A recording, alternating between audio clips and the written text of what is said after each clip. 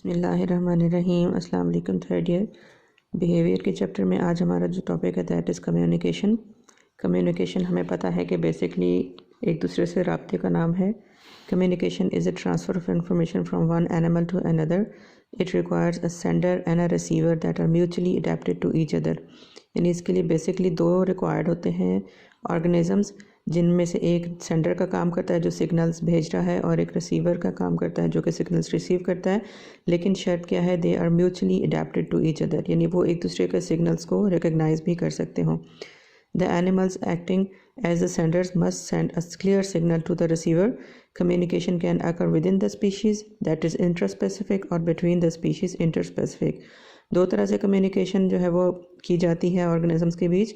एक वो है जो कि विद इन अ पॉपुलेशन, यानी एक ऑर्गेनिज्म अपने ही जैसे दूसरे जो उसी स्पीशीज़ का ऑर्गेनिज्म उसके साथ रब्ता करने के लिए, और इंटर स्पेसिफिक जो है वो दो डिफरेंट स्पीशीज़ के माबैन जो रब्ता है या कम्युनिकेशन है उसको कहा जाता है। Inter specific communication in animals is specially important for reproductive success.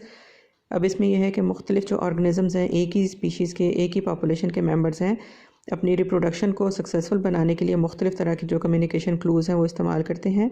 उसमें आगे हम कैटेगरीज पढ़ेंगे कि जितनी टाइप्स के कम्युनिकेशन है उसमें एक एनिमल में एक से ज़्यादा जो है वो एडेप्टेशंस पाई जाती हैं कम्युनिकेशन करने के लिए।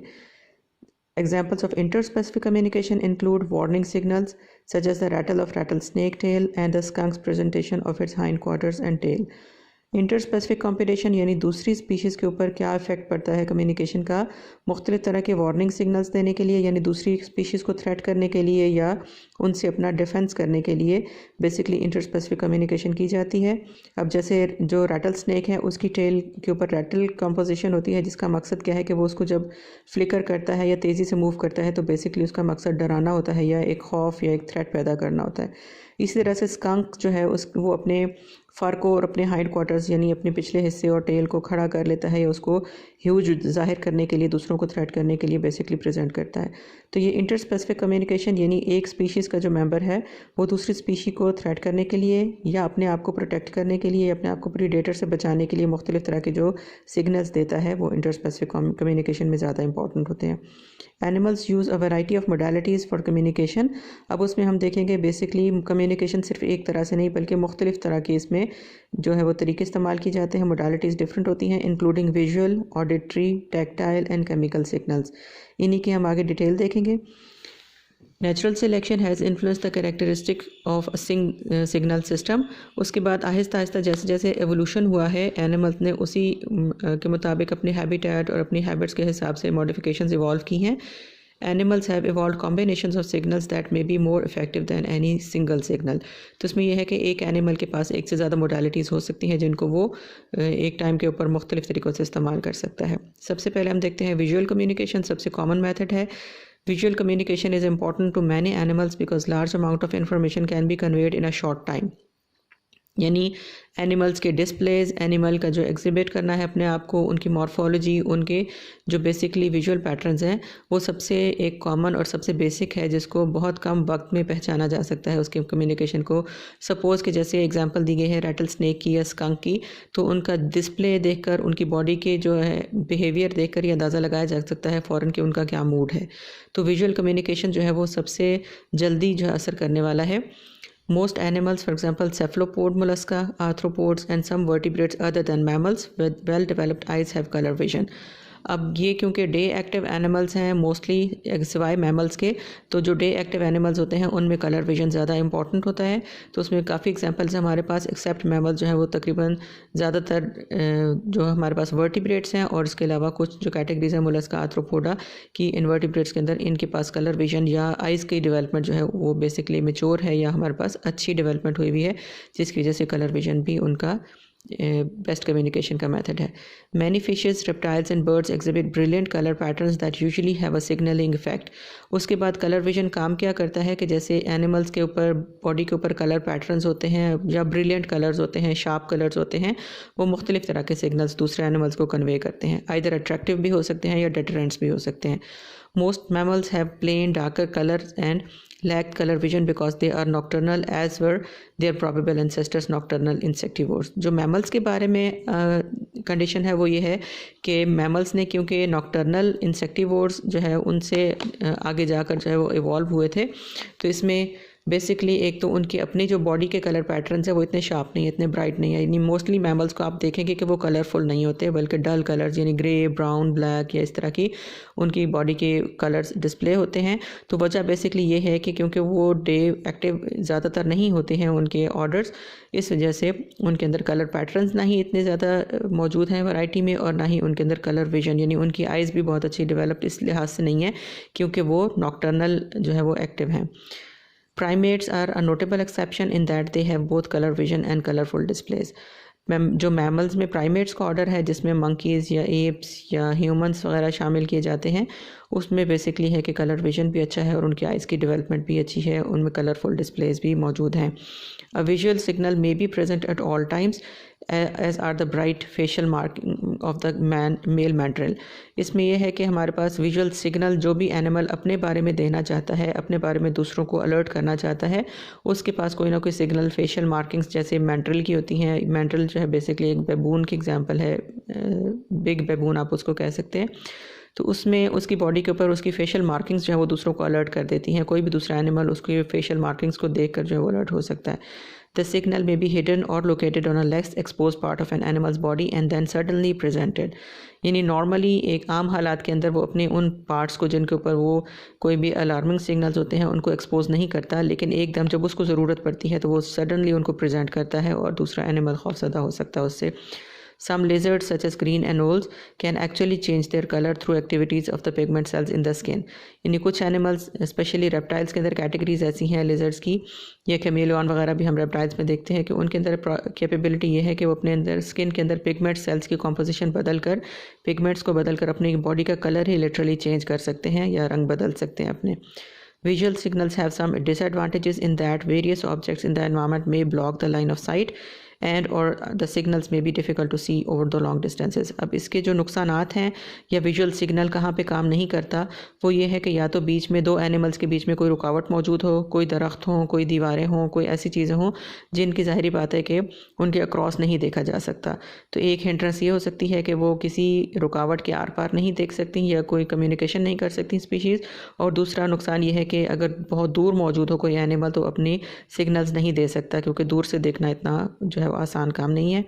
Also the signals are usually not effective at night. तीसरा ये है कि उनकी ज़ाहिरी बात है रात के वक्त नहीं उनके कलरफुल डिस्प्लेज या उनके जो वार्निंग सिग्नल्स जो विजुअल कम्युनिकेशन में होते हैं वो नहीं काम करेंगे and may be detected by predators. तो रात के वक्त उनको ख़तरा है कि विजुअल अगर उनके पास सिर्फ अगर एक सेंस मौजूद हो तो वो काम की नहीं होगी रात के वक्त और उस वक्त प्रीडेटर्स का ख़तरा रहेगा।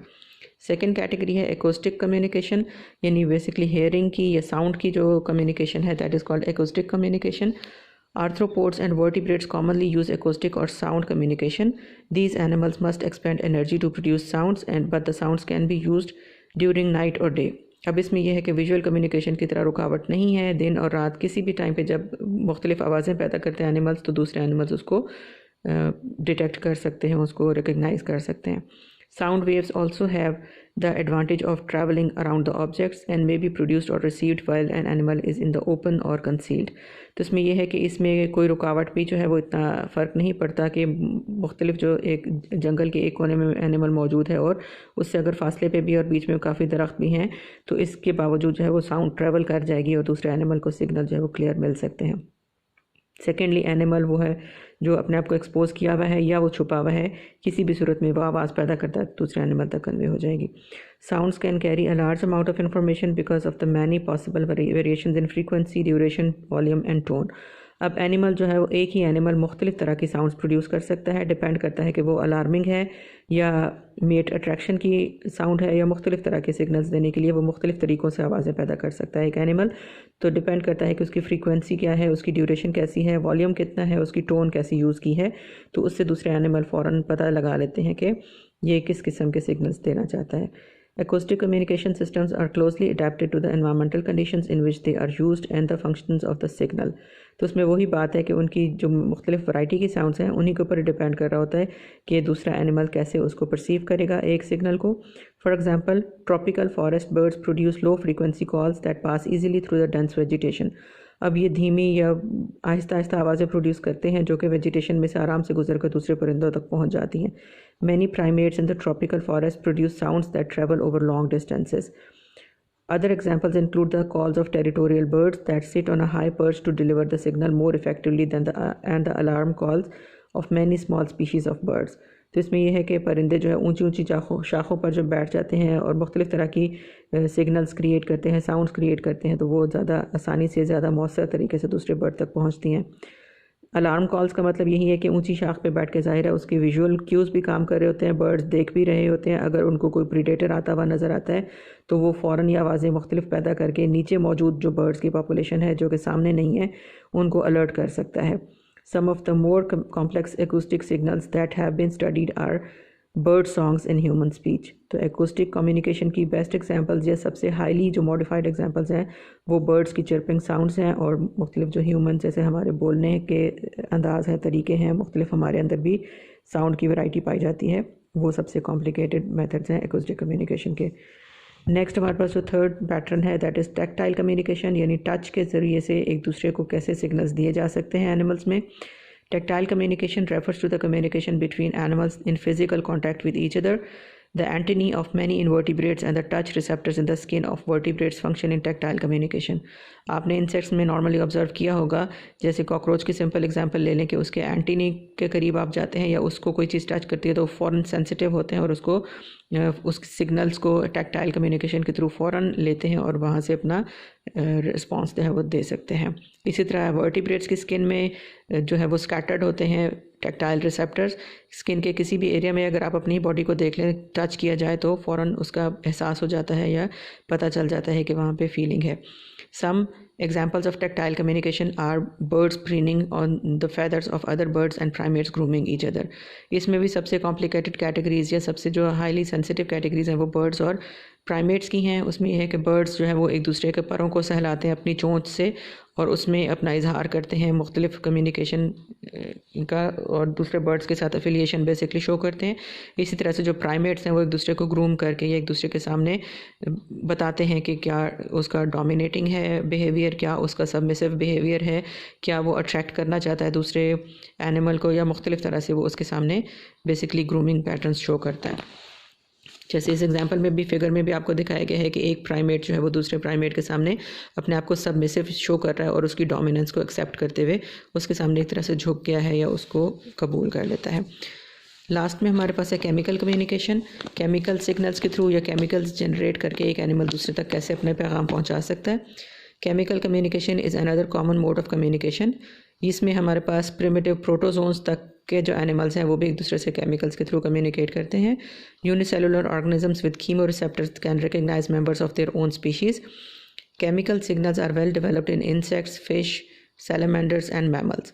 Advantages of chemical signals are that they usually provide a simple message that can last for hours और डेज़. यानी एक दफ़ा जब एनिमल जो है वो केमिकल्स रिलीज़ करता है और स्पेशली वाटर मीडियम के अंदर अगर वो करता है तो दूर दूर तक वो डिस्पर्स हो जाता है और सेकेंडली उसका मैसेज काफ़ी घंटों तक, काफ़ी दिनों तक जो है वो परसिस्ट कर सकता है और जब तक दूसरे एनिमल्स उसको रिसीव करते हैं. दे आर इफ़ेक्टिव नाइट और डे, यानी दिन रात की तखसीस के बगैर जो है वो ये केमिकल सिग्नल्स काम कर सकते हैं. They can pass around the objects, जैसे एयरबॉर्न सिग्नल्स होते हैं, अगर बीच में कोई दरख्त वगैरह आ जाते हैं, कोई भी रुकावटें आती हैं तो उनके अक्रॉस भी जा सकते हैं ये chemicals. may be transported over long distances and can take relatively little energy to produce.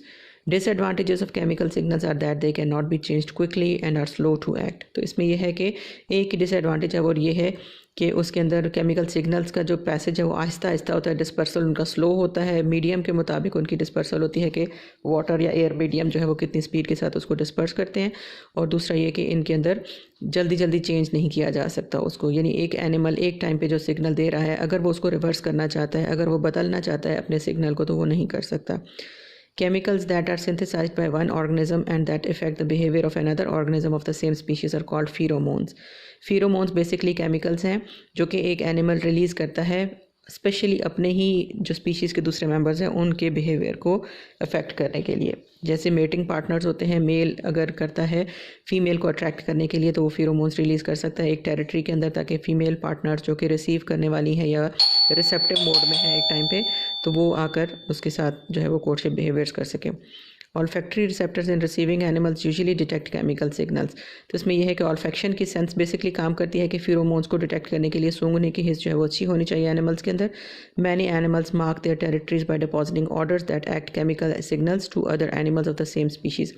अब मुख्तलिफ एनिमल स्पेशली जो प्राइमेट्स हैं या जो मैमल्स हैं उनके अंदर ऐसी जो है वो पाई जाती हैं ख़ासियत के वो फेरोमोन्स रिलीज़ करते हैं और अपने टेरिटरीज़ को अपने इलाका बंदी कर लेते हैं, एक हद बंदी कर लेते हैं अपने इलाकों की।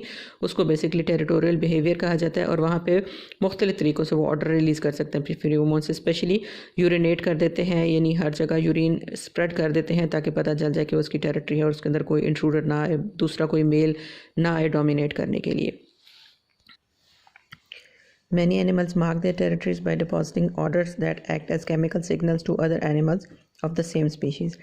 For example, many male mammals mark the specific points in their territories with pheromones that warn other males of their presence in the area. यानी मेल्स अपनी टेरिटरी के डिफेंड करने के लिए अपने फेरोमोन्स मुख्तलिफ जगहों पे रिलीज़ कर देते हैं ताकि दूसरे मेल्स जो हैं वो उस इलाके में ना आएँ या वो वहाँ पे डोमिनेट बेसिकली करना चाहते हैं। The same pheromones may also attract the females that are in breeding condition. Differences in chemical structure of the pheromones may be directly related to their function. Depend करता है कि केमिकल नेचर क्या है एक pheromone की और उसका action उसी के मुताबिक जो है वो डिपेंड करेगा।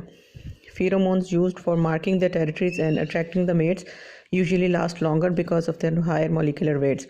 अब उसमें यह है कि एक टेरिटरी को जब डिफाइन करता हो एनिमल ने तो वो ऐसे फेरोमोन्स रिलीज़ करता है जिनके मोलिकुलर वेट्स ज़्यादा होते हैं ताकि वो ज़्यादा अरसे तक वहाँ पर देर पा हैं समझें या फिर ज़्यादा अरसे तक अपना इफेक्ट दिखा सकते हैं वो फेरोमोन्स। जबकि दूसरे एयरबॉर्न जो सिग्नल्स हैं that have low molecular weights and disperse easily. जबकि ऐसे एनिमल्स जो जल्दी किसी मेटिंग पार्टनर को सिग्नल भेजना चाहते हैं और दूर तक डिस्पर्स करना चाहते हैं उनके मोलिकुलर वेट्स कम होते हैं comparatively. For example the sex attractant pheromones of female moth which are ready to mate are airborne and males several kilometer away can detect them। तो फीमेल अगर मॉथ यानी इंसेक्ट्स जो हैं वो अगर रिलीज़ करती हैं फेरोमोन्स तो बहुत दूर तक जल्दी से डिस्पर्स हो जाते हैं क्योंकि उनका मोलिकुलर वेट कम है, तो बहुत दूर से उनको मेल जो पार्टनर्स हैं वो उसको डिटेक्ट करके अट्रैक्ट हो सकते हैं।